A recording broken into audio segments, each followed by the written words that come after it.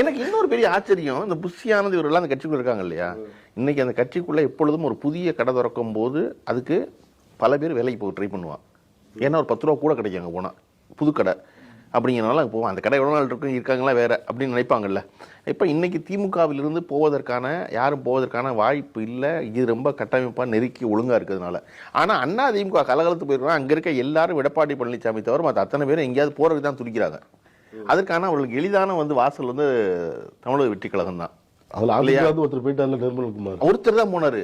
அதுக்கப்புறம் வேற யாரையுமே போகாம இருக்காங்களா அல்லது அவங்க சேர்க்காம இருக்காங்களா? சேர்க்க இந்த 41க்கு பிறகு டேய் இவன் கொலகாரன்டா, நம்மளாவது பரவாயில்ல,